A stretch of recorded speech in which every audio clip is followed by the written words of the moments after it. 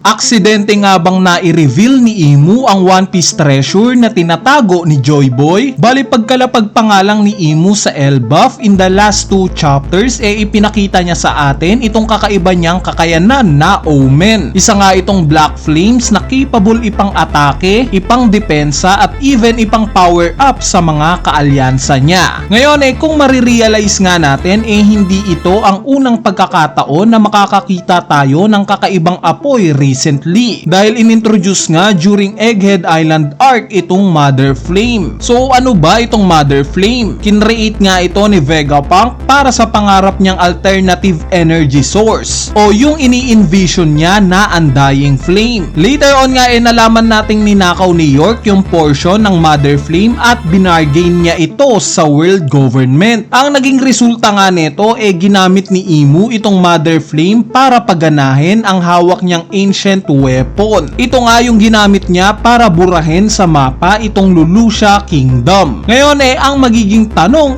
kung meron naman palang kakaibang apoy itong si Imu which is yung Omen, bakit hindi na lang ito yung ginamit niya para paganahin ang ancient weapon na hawak niya? Obviously ang sagot nga dito dahil sa hindi ito pwede. Nakalaan lang sa Mother Flame para paganahin itong ancient weapon. Kung iisipin nyo itong tatlong ancient weapons nga naglilin toward sa side ni Joy Boy o sa side ng kabutihan. Si Shirahoshi na ancient weapon Poseidon obviously na mabait. Same as sa unang Poseidon since nagbigay pa nga ng sorry letter itong si Joy Boy specifically sa unang Poseidon. Itong ancient weapon Pluton naman nakatago sa ilalim ng Wano. At alam naman natin na ang Wano kaalyado rin ni Joy Boy. Nasa side din sila ng kabutihan. Ang ebidensya nga dyan sila mismo ang gumawa at nag-ukit ng mga poneglyphs. In short itong tatlong ancient weapons meant to be na hawak talaga ng mga nasa kabutihan. Ngayon dito nga uusbong yung tanong na kung nakapag-create itong si Vegapunk ng Mother Flame at ito lang yung tanging nakakapagpagana sa ancient weapon Uranus, ang ibig sabihin lang neto merong pinaggayahan si Vegapunk. Meron siyang naging inspirasyon para gawin itong version niya ng Mother Flame. Bali ito nga yung pag-uusapan natin sa video na to, itong original na Mother Flame.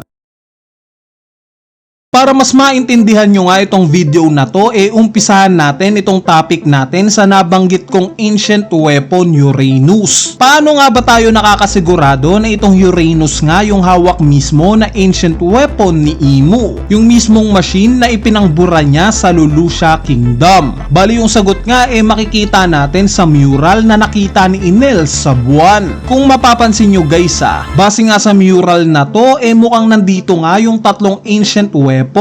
Itong Poseidon which is makikita natin itong mga Sea Kings, itong Pluton na hugis barko mismo itong tinutungtungan ng mga little angels, at lastly itong Uranus, itong mukhang araw sa mural na to. Paano natin to mapapatunayan? During nga sa chapter kung saan binura ni Imu itong Lulusha Kingdom nakakita nga tayo ng 16 beams, specifically 16, at kung bubuuhin nga natin itong mga bilog sa araw makukuha natin yung 16 rin na bilang ng mga sinag neto. At ano ba itong nasa gitna netong hugis araw na to? Diba isang apoy? I guess ito yung original na Mother Flame. Ito yung nagpagana sa ancient weapon na to. Ito yung ginamit ni Joy Boy 800 years ago para mapagana ang Uranus.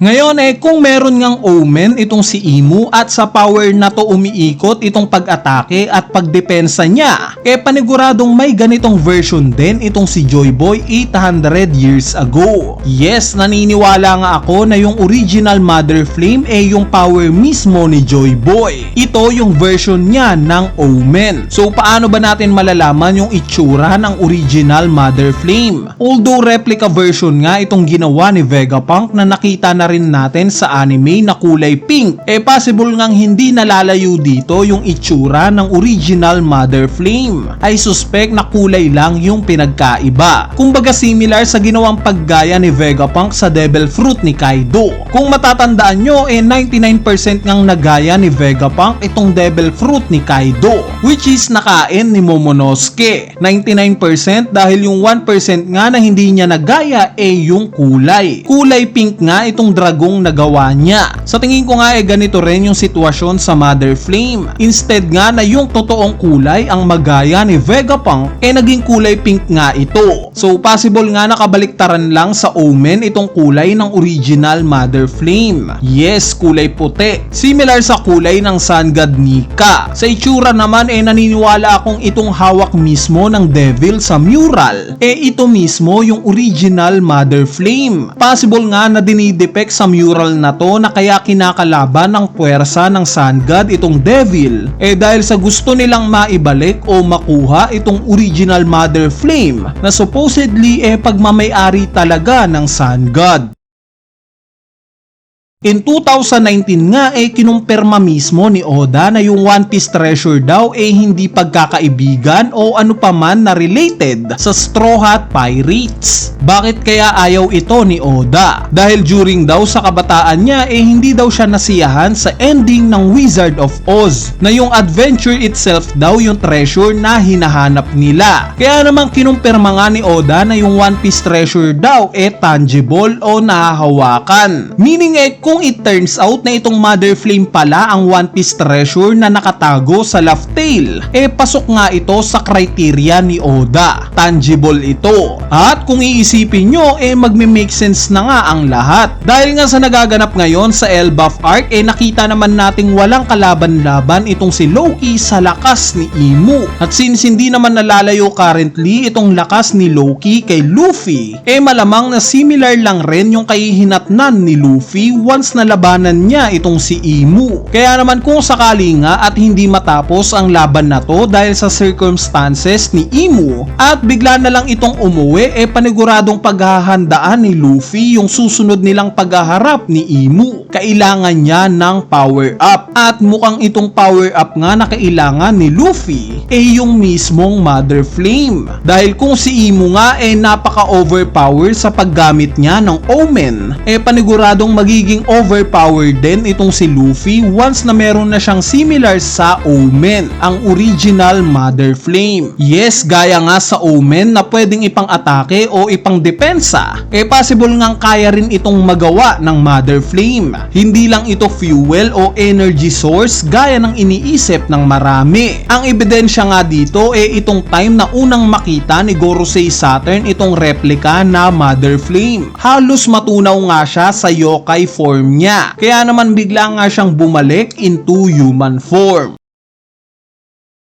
Anyway, ayan na nga yung theory natin patungkol sa kung ano nga ba ang One Piece treasure na tinatago ni Joy Boy. Kung gusto nyo nga pag-usapan pa natin to ng mas malalim, mag-comment na lang kayo sa ating comment section sa ibaba para malaman ko kung interesado kayo. At gagawan natin to ng mas detalyadong video. Bali, ano bang thoughts nyo sa video na to? Possible ba sa tingin nyo na Mother Flame talaga ang One Piece treasure o hindi? I-comment nyo na nga lang rin yung idea nyo. Kung sakaling na-enjoy nyo naman itong video na to, huwag nyo nang kalimutang pindutin yung like button dahil napakalaking tulong na nga niyang like nyo para sa ating channel. At syempre, idamay nyo na rin yung subscribe button. So yun lang, peace!